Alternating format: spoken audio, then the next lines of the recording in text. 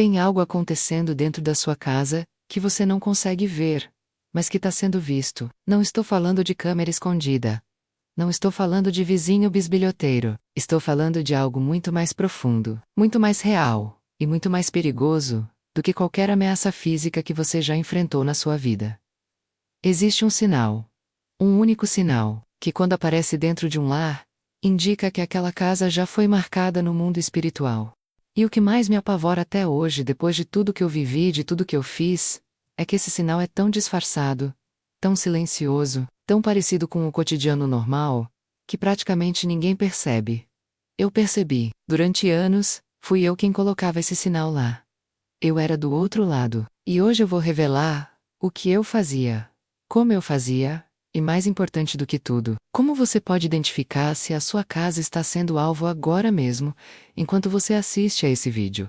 Antes de continuar, preciso que você faça uma coisa. Se você acredita que o nome de Jesus tem poder sobre qualquer coisa que o mundo espiritual possa tramar, escreva agora nos comentários. Eu creio no poder da oração. Não é superstição, é posicionamento. É você dizendo, em voz alta, de que lado você está. Faça isso agora, porque o que eu vou revelar a seguir vai mudar a forma como você enxerga cada canto da sua própria casa. Eu não cheguei aqui para impressionar ninguém. Não vim buscar fama, não vim vender nada, não vim construir uma imagem. Vim porque eu carrego um peso que só quem viveu o que eu vivi consegue entender. E esse peso tem um nome: responsabilidade. Durante mais de uma década da minha vida, eu operei no mundo das trevas de forma intencional, consciente e estruturada. Não era algo que eu tinha herdado por acidente. Não era uma brincadeira de adolescente que foi longe demais. Era uma escolha deliberada, sustentada por estudo, por dedicação e por resultados que eu via acontecer diante dos meus próprios olhos. Eu aprendi a trabalhar com energias que a maioria das pessoas nem acredita que existem. Aprendi a identificar vulnerabilidades espirituais em pessoas e em lares. Aprendi a usar elementos, palavras, intenções e até silêncio como ferramentas de influência sobre a vida de outras pessoas. E o que é mais perturbador nisso tudo é que eu era boa no que fazia. Famílias inteiras foram afetadas por trabalhos que eu realizei. Relacionamentos desmoronaram. Negócios afundaram. Pessoas saudáveis começaram a adoecer sem explicação médica. E eu observava tudo isso acontecer, sabendo exatamente o que tinha sido plantado, quando tinha sido plantado e por qual porta tinha entrado. Eu não conto isso com orgulho. Conto com uma dor que não tem tamanho, porque hoje eu enxergo essas famílias de forma completamente diferente. Hoje eu vejo o sofrimento que causei com uma clareza que antes eu não tinha, e essa clareza dói de um jeito que nenhuma palavra consegue descrever direito. Quando eu saí desse mundo, não foi uma saída tranquila, não foi uma decisão tomada numa manhã ensolarada, depois de uma boa noite de sono. Foi uma ruptura violenta, dolorosa, acompanhada de perdas que eu jamais imaginei que precisaria enfrentar. Perdi vínculos que duravam anos. Fui perseguida de formas que eu nunca vou detalhar publicamente, porque ainda hoje representam risco. Fui desacreditada por pessoas que me conheciam há décadas. E quando eu me converti, quando eu, genuinamente, entreguei minha vida a Jesus Cristo, eu esperava que pelo menos dentro da comunidade cristã, eu encontrasse acolhimento sem julgamento. Em parte encontrei, mas também encontrei algo que não esperava. O silêncio. As pessoas queriam o meu testemunho de conversão. Queriam ouvir que eu tinha mudado, que Deus tinha me transformado, que o sangue de Jesus tinha lavado meu passado, e tudo isso é verdade. Mas ninguém queria ouvir o que eu sabia. Ninguém queria que eu destrinchasse as estratégias. Ninguém queria que eu abrisse o que estava por trás da cortina. E eu entendi muito rápido por que esse silêncio era conveniente para o inimigo. Porque enquanto eu ficasse quieta, enquanto eu guardasse o que sabia sobre como as trevas operam, as mesmas estratégias que eu usei continuariam funcionando, continuariam destruindo famílias, continuariam sendo aplicadas contra pessoas que amam a Deus e não fazem ideia do que está acontecendo com elas. Foi quando eu decidi que o silêncio não seria mais uma opção para mim. Não porque eu queira reviver o passado, não porque eu tenha saudade de nada do que fiz, mas porque eu sei demais para fingir que não sei, e fingir que não sei, enquanto vejo famílias sendo destruídas pelas mesmas táticas que eu dominei. Seria uma forma de cumplicidade, que eu não estou disposta a carregar.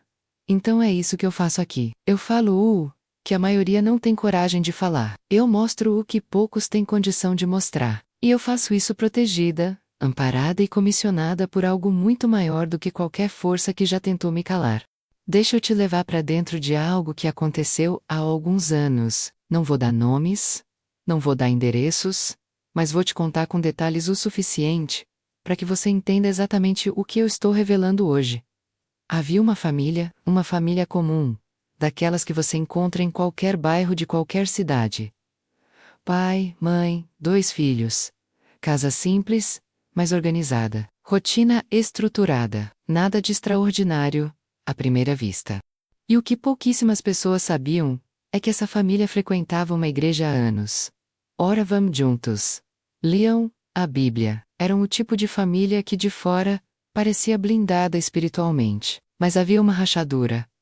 Pequena, quase invisível, mas suficiente. Eu fui contratada para trabalhar contra essa família. Não vou entrar nos detalhes de quem contratou nem do motivo, porque isso não é o ponto central. O ponto é o que eu fiz, e principalmente, o que eu observei acontecer depois. O primeiro passo de qualquer trabalho sério no mundo das trevas não é o ataque. Isso é o que a maioria das pessoas não sabe. O primeiro passo é sempre observação. Você não desfere um golpe antes de mapear o terreno. Você não planta nada antes de identificar onde o solo está mais vulnerável. E foi exatamente isso que começou a acontecer naquela casa. Eu estabeleci o que nós chamávamos de vigilância. Uma presença espiritual destinada não a assustar, não a se manifestar de forma visível, mas simplesmente a observar, a mapear os padrões daquela família. Os horários em que a guarda baixava, os momentos em que a paz era substituída por tensão, as palavras que eram ditas nos momentos de raiva, as feridas que cada membro daquela família carregava e tentava esconder. E sabe o que é mais perturbador? Essa vigilância funcionava porque ninguém sabia que ela estava lá. A mãe começou a sentir algo primeiro. Ela me contou depois, muito tempo depois, quando nossos caminhos se cruzaram de uma forma que nenhum dos dois esperava. Ela disse que passou a ter uma sensação constante de que não estava sozinha, dentro de casa. Não era medo exatamente, era desconforto. Era aquela sensação de que um par de olhos invisíveis acompanhava cada passo seu, no banheiro, na cozinha, no quarto, não importava onde ela estivesse. Ela tentou racionalizar, pensou que era ansiedade. Pensou que estava trabalhando demais. Pesquisou sintomas na internet e se convenceu de que era síndrome de burnout. Tomou chá, tentou dormir mais cedo, reduziu o consumo de notícias. Mas a sensação não foi embora. Ela cresceu. E enquanto ela tentava encontrar explicações naturais para algo sobrenatural, a vigilância continuava. Coletando, mapeando, identificando. O filho mais velho começou a ter pesadelos. Não os pesadelos comuns de criança, aqueles que somem quando a luz acende. Eram pesadelos com padrão, sempre no mesmo horário da madrugada, sempre deixando uma sensação de peso que durava até o dia seguinte. A criança acordava agitada, mas quando tentava descrever o que tinha sonhado, as palavras não saíam. Era como se a memória do sonho estivesse lá, mas o acesso a ela estivesse bloqueado. O pai, por sua vez, começou a perder a paciência com uma frequência que não era dele. Situações que antes ele deixava passar começaram a provocar reações desproporcionais.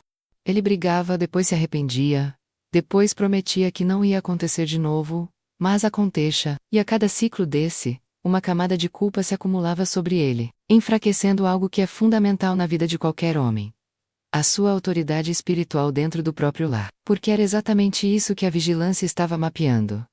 Não os pecados óbvios, não os erros visíveis, mas os pontos de pressão, os lugares onde, se você apertar com força suficiente, e no momento certo, tudo desmorona. E a família continuava orando, continuava congregando, continuava tentando manter a rotina espiritual, mas havia algo diferente na oração deles agora. Algo que eles mesmos não conseguiam nomear. Era como se as palavras batessem num teto e voltassem, como se o canal estivesse parcialmente bloqueado. Eles sentiam que estavam orando, mas não sentiam que estavam sendo ouvidos. Isso não era coincidência, era consequência direta da vigilância estabelecida. Porque uma das funções dessa presença espiritual não era só observar, era também criar interferência. Era criar ruído no canal de comunicação entre aquela família e Deus.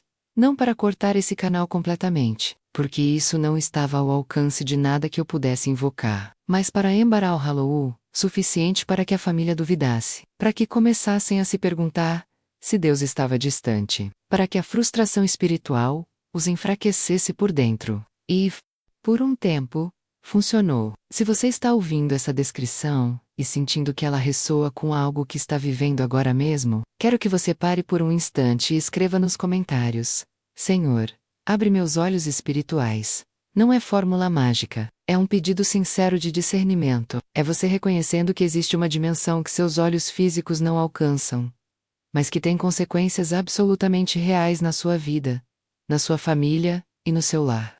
Porque o que eu acabei de descrever não é história antiga, está acontecendo agora, em lares cristãos, em casas de pessoas que amam a Deus.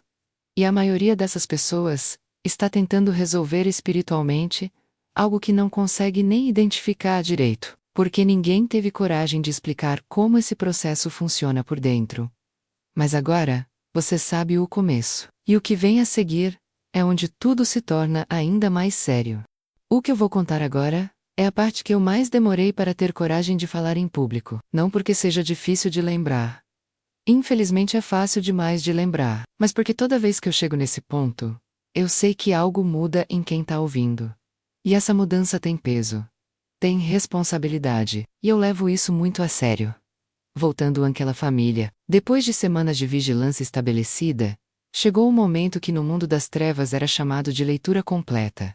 Era quando a presença espiritual que havia sido enviada para observar retornava, por assim dizer, com um relatório. Não um relatório escrito, não algo que você lê numa folha de papel. Era uma percepção, uma compreensão que chegava de forma intuitiva, clara e detalhada sobre os pontos de entrada disponíveis naquele lar.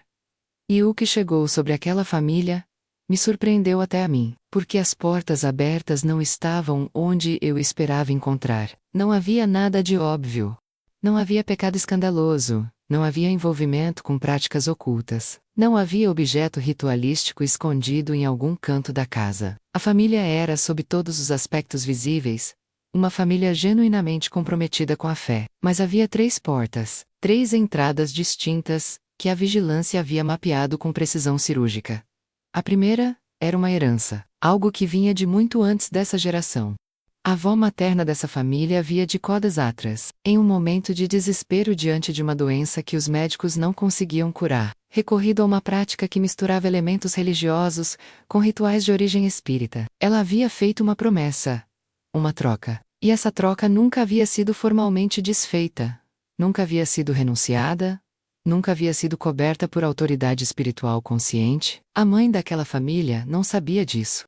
Provavelmente nem a própria avó entendia completamente o que havia estabelecido naquele momento de desespero. Mas no mundo espiritual, acordos não prescrevem por ignorância, eles permanecem até serem ativamente quebrados. Essa era a primeira porta. A segunda era mais recente, e envolvia algo que parece absolutamente inofensivo para a maioria das pessoas. Alguns meses antes, a família havia recebido em casa uma visita. Uma pessoa próxima, alguém de confiança, alguém que eles jamais associariam a qualquer tipo de envolvimento com o mundo oculto. Essa pessoa trouxe um presente, um objeto decorativo, algo simples, do tipo que você coloca numa prateleira e esquece que está lá. Mas esse objeto havia sido previamente preparado. Não vou entrar em detalhes sobre como esse tipo de preparação funciona, porque não é esse o propósito desse vídeo. O que importa é que aquele objeto funcionava como um ponto de ancoragem, um endereço espiritual, um local fixo de onde a vigilância podia operar com muito mais estabilidade e profundidade. Essa era a segunda porta. E a terceira? A terceira foi a que me fez parar. A terceira porta não havia sido aberta por ninguém de fora. Não havia sido herdada. Não havia chegado embrulhada em papel de presente. A terceira porta havia sido aberta pela própria família, sem intenção, sem consciência, mas com consistência suficiente para criar uma brecha real.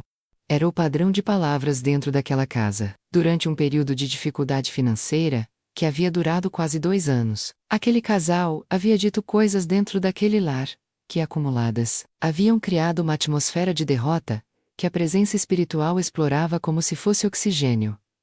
Não eram palavrões, não eram blasfêmias, eram declarações de desânimo, eram sentenças proferidas no cansaço na frustraca, na madrugada depois de uma conta que não fechava. Frases como não tem saída, essa família nunca vai prosperar, parece que somos amaldiçoados. Deus não está vendo o que estamos passando. Cada uma dessas frases ditas dentro daquele lar havia alimentado algo, havia dado substância a uma atmosfera que facilitava a operação das trevas, não porque as palavras fossem um ritual, mas porque palavras criam realidade espiritual, porque o que você declara repetidamente sobre a sua própria vida abre consentimento para que aquilo se estabeleça.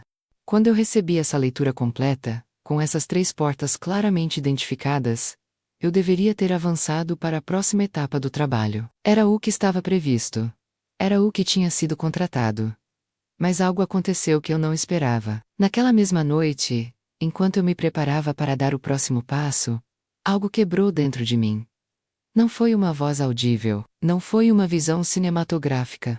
Foi algo muito mais simples e muito mais avassalador do que qualquer experiência sobrenatural que eu já havia tido nos anos anteriores. Foi remorso, um remorso tão físico, tão concreto, que eu precisei sentar no chão, porque minhas pernas não me sustentaram. E naquele momento, com a clareza de quem está vendo algo pela primeira vez, depois de anos de cegueira voluntária, eu vi o que eu realmente era, vi o que eu realmente fazia. Vi as faces das pessoas que eu havia afetado ao longo dos anos, não como estatísticas de trabalhos concluídos, mas como seres humanos reais, com filhos reais, com sonhos reais, com dores reais, que eu havia aprofundado deliberadamente. E ali naquele chão, algo começou a se mover dentro de mim, que eu não tinha vocabulário para descrever naquele momento. Hoje, eu sei o nome. Hoje eu reconheço o que foi aquilo. Era a misericórdia de Deus chegando num lugar que eu havia declarado, durante anos, como território das trevas. Mas antes de me aprofundar no que aconteceu comigo, preciso te dizer algo sobre aquela família, porque a história deles não terminou ali. Depois que eu interrompi o trabalho, as coisas não melhoraram automaticamente para eles. As 3 portas continuavam abertas. A vigilância que havia sido estabelecida não se desfez só porque eu havia recuado. O mundo espiritual não funciona assim. Uma porta aberta continua aberta, até que alguém com autoridade real a feche deliberadamente. E foi o que aconteceu, mas de um jeito que eu jamais poderia ter planejado. Semanas depois de eu ter interrompido o trabalho, a mãe daquela família teve um sonho. Um sonho diferente de tudo que ela havia experimentado antes. No sonho, ela estava caminhando pelos cômodos da sua própria casa, mas cada cômodo estava cheio de uma névoa escura e densa. E em cada canto havia algo que ela não conseguia ver com clareza, mas que ela sentia como uma presença pesada, observadora, esperando. No sonho, ela começou a orar, e à medida que ela orava, a névoa começou a recuar. Não rapidamente, não de forma dramática como nos filmes, devagar, como fumaça que se dissipa quando uma janela é aberta. E quando ela acordou daquele sonho, às 3 da manhã, ela não sentiu medo. Sentiu urgência. Ela acordou o marido. E ali, naquela madrugada, sem saber de nada do que havia sido estabelecido contra eles, sem ter consciência das 3 portas que eu havia mapeado, esse casal orou de um jeito diferente de tudo que eles haviam feito antes. Eles caminharam pelos cômodos da casa em voz alta. Eles renunciaram a coisas que nem sabiam exatamente o que eram, mas que o Espírito Santo foi mostrando enquanto eles oravam. Eles quebraram heranças. Eles consagraram cada ambiente. Eles declararam autoridade sobre aquele lar, com uma firmeza que eu nunca havia visto em nenhuma das minhas vítimas anteriores. E eu soube o que aconteceu naquela noite porque eu senti, do outro lado, eu senti o momento exato em que aquelas portas foram fechadas. Foi como se o acesso tivesse sido cortado de uma vez. Uma clareza abrupta, quase chocante, de que aquele território não estava mais disponível. Naquela mesma noite eu chorei pela primeira vez em muitos anos. E não sabia ainda que aquelas lágrimas eram o começo da minha própria libertação. Eu preciso ser honesta com você sobre algo que a maioria dos testemunhos de conversão não conta. A libertação não foi imediata. Não foi aquele momento cinematográfico onde a pessoa cai de joelhos, chora, se levanta transformada e nunca mais olha para trás. A minha foi longa. Foi dolorosa. Foi cheia de recaídas que não eram recaídas de prática, mas recaídas de identidade. Porque, quando você passa mais de uma década construindo quem você é, em torno de algo, quando sua competência, sua influência, seu círculo social e sua visão de mundo inteira estão enraizados naquilo, sair não é só uma decisão espiritual. É uma demolição de tudo que você conhecia como si mesmo, e as trevas sabem disso. Elas contam com isso. Nos primeiros meses depois daquela noite em que eu interrompi o trabalho contra aquela família, eu fui alvo de uma pressão que eu nunca havia experimentado do lado de dentro. Porque quando você está operando nas trevas, você está sob uma cobertura sombria, uma cobertura que cobra um preço altíssimo, mas uma cobertura que oferece uma falsa sensação de proteção e de poder. Quando você sai, essa cobertura some. E tudo que estava sendo mantido afastado por causa dos seus pactos, por causa das suas alianças, por causa do seu posicionamento, vem de uma vez. Eu passei noites que eu não vou descrever em detalhes, porque algumas experiências não precisam ser compartilhadas publicamente para serem compreendidas. O que eu posso dizer é que o processo de saída me custou um preço que eu ainda hoje, nos meus momentos mais honestos, reconheço como pesado. Mas que eu pagaria de novo. Porque o que eu encontrei do outro lado desse preço não tem comparação com nada que eu já experimentei em qualquer momento da minha vida anterior. A virada aconteceu numa tarde comum, sem tempestade, sem música dramática, sem nenhum elemento extraordinário no ambiente. Eu estava sentada, exausta, no limite do que eu conseguia aguentar, e alguém colocou nas minhas mãos um versículo que eu já havia lido antes, mas que naquele dia entrou de um jeito completamente diferente. Era uma promessa.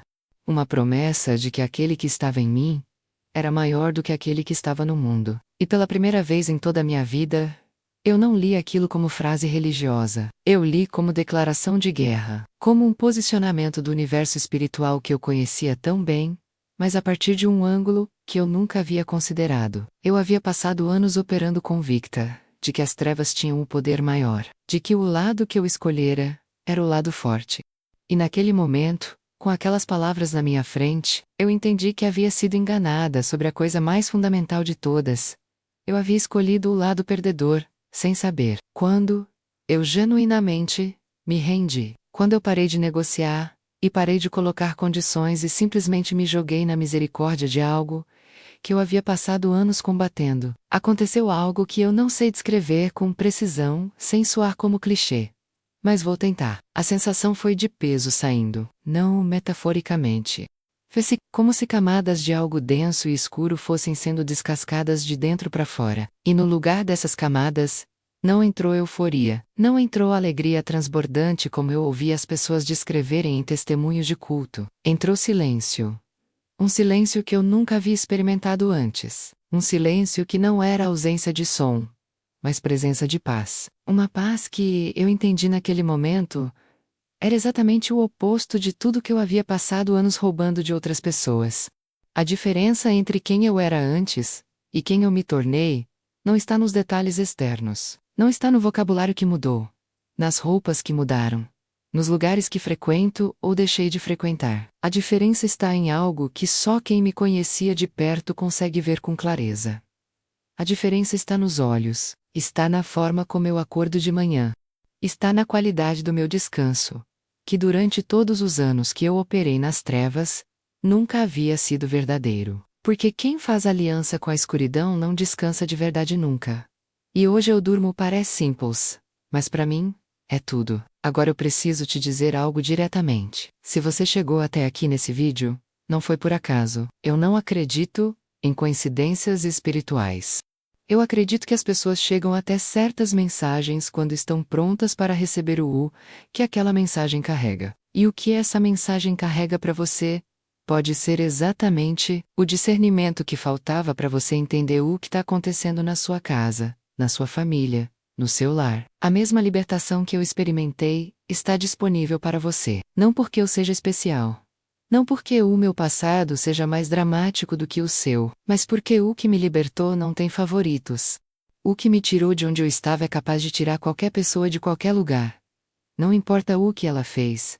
Não importa quanto tempo ficou lá. Não importa quão fundo ela foi. E se você conhece alguém que está vivendo o que eu descrevi nesse vídeo, seja a sensação de presença estranha no lar, seja o cansaço que não passa, seja a oração que não flui, seja a família que está se desfazendo por dentro, sem motivo aparente, compartilhe esse vídeo com essa pessoa agora, não amanhã. Agora. Porque às vezes a mensagem certa no momento certo é a diferença entre alguém continuar sofrendo, sem entender o porquê, e alguém finalmente identificar o que está acontecendo e agir com autoridade espiritual sobre isso. Você pode ser o instrumento que muda a história de alguém hoje. Agora eu quero sair do testemunho e entrar no prático. Porque testemunho sem aplicação é emoção sem transformação. E eu não vim aqui só para te emocionar, vim para te equipar. Tudo que eu descrevi até agora, a vigilância espiritual às trues portas, a interferência na oração, o cansaço que não passa, o padrão de palavras que cria a atmosfera, nada disso precisa continuar acontecendo na sua casa. Existe um caminho de saída, existe uma forma de fechar o que foi aberto, de quebrar o que foi estabelecido e de reconquistar território espiritual que foi cedido, muitas vezes sem consciência de que estava sendo cedido.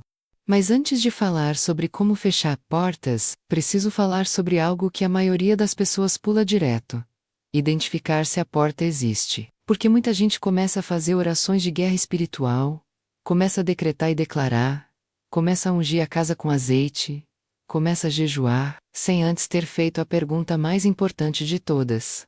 O que especificamente está aberto aqui? E essa pergunta exige honestidade.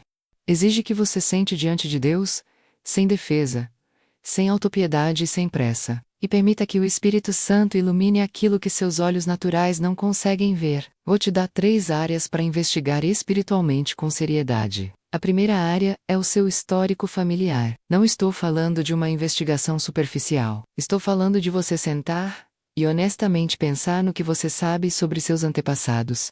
Houve envolvimento com o espiritismo, mesmo que esporádico, mesmo que motivado por desespero? Houve consultas a mediums, a cartamontes, a qualquer tipo de prática que misturava o sobrenatural com algo fora da cobertura de Deus? Houve promessas feitas em momentos de crise que nunca foram formalmente desfeitas? Houve na sua linhagem padrões que se repetem de geração em geração, como vícios que ninguém consegue quebrar, relacionamentos que sempre terminam da mesma forma, doenças que aparecem sempre nos mesmos órgãos, falências que se repetem com estranha regularidade?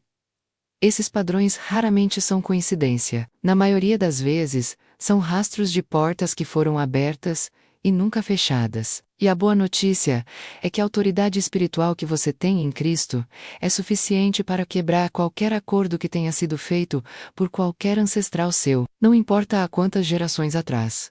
Mas essa quebra precisa ser declarada, precisa ser feita de forma intencional, consciente e específica. A segunda área é o seu ambiente físico. E aqui eu preciso que você me ouça sem entrar em paranoia.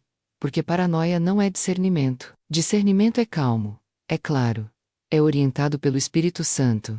Paranoia é agitada, é acusatória, é baseada em medo. Dito isso, existem perguntas legítimas que você precisa se fazer sobre o seu ambiente. Existe algum objeto na sua casa cuja origem você desconhece, ou sobre o qual você tem algum tipo de desconforto espiritual inexplicável? Não estou dizendo que todo presente que você recebeu é uma armadilha. Estou dizendo que se existe um objeto específico, que toda vez que você passa por ele, você sente algo que não consegue nomear, vale a pena orar sobre aquilo e pedir discernimento. Existe algum conteúdo que tenha entrado na sua casa de forma consistente, seja através de telas, seja através de músicas, seja através de conversas, que abre espaço para atmosferas que não condizem com o que você quer estabelecer espiritualmente no seu lar? Porque o ambiente espiritual de uma casa não é formado só pelo que você faz de forma ritualística, é formado pela soma de tudo que você permite entrar naquele espaço, de forma contínua. A terceira área é a sua vida de palavra. E essa é a área que mais incomoda as pessoas quando eu abordo, porque é a área onde a maioria de nós tem mais responsabilidade direta e mais resistência em reconhecer.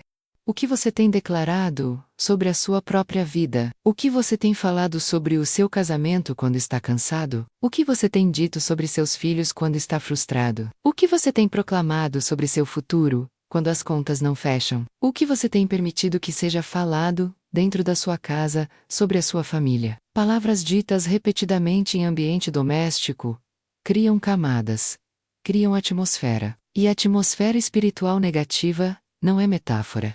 É algo que tem peso real no mundo espiritual e que facilita ou dificulta a operação das trevas naquele espaço. Não estou dizendo que você não pode ter um dia ruim. Não estou dizendo que você precisa ser artificial, que precisa fingir que está bem quando não está. Estou dizendo que existe uma diferença enorme entre processar uma emoção difícil e decretar derrota sobre a sua própria vida, entre expressar uma dor e estabelecer uma sentença. E essa diferença é algo que você pode começar a praticar hoje. Agora, sobre fechar portas. Existe uma prática que eu recomendo e que não é mágica, não é ritual, mas é posicionamento espiritual concreto.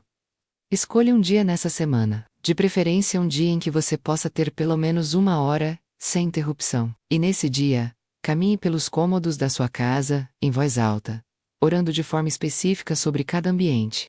No quarto, declare que aquele espaço é consagrado ao descanso verdadeiro, que nenhuma presença que não seja do Espírito Santo tem acesso àquele lugar durante o sono. Na sala, declare que as conversas que acontecem naquele ambiente constroem e não destroem. Na cozinha, declare provisão e gratidão sobre cada refeição preparada ali. Na entrada da sua casa, declare que nada que venha contra a vontade de Deus para a sua família atravessa aquela soleira. E faça isso com autoridade. Não como pedido tímido, como declaração de quem sabe que tem o direito de fazer essa declaração. Porque você tem. Se você é filho de Deus, você tem autoridade espiritual sobre o seu próprio território.